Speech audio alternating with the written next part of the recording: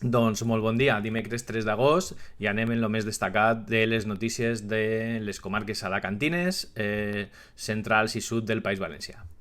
La cistella de la compra ha pujat un 50% en els darrers 5 mesos a les nostres comarques, mentre que sembla que els empresaris, hotels, restaurants veuen exagerades les mesures d'estalvi energètic proposades pel govern de Madrid. També des de Madrid afirmen que ens oblidem dels trebassaments perquè s'aniran acabant. L'Ajuntament d'Alacant ha reservat terra per la possible prolongació del tram cap als barris del sud de la ciutat. Ha mort Juan Antonio Sala, antic metge de l'Orxa i un referent en la lluita del patrimoni a Alacant. Sense ell, Alacant sencera seria un centre comercial. Descansi en pau i vola alt. A Benidorm és impossible trobar aparcament a menys de 10 minuts a peu de la platja.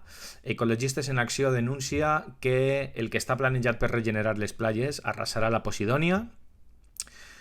Teulada plantarà un arbre per cada nou naixement i li posarà el nom del bebè. En esport, l'Elx és un dels equips on Abde pot anar cedit pel Barça.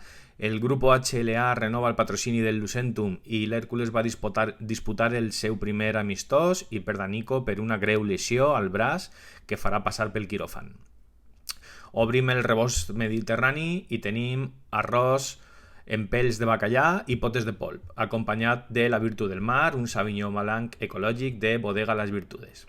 I això és tot per ara. Passeu gran dia.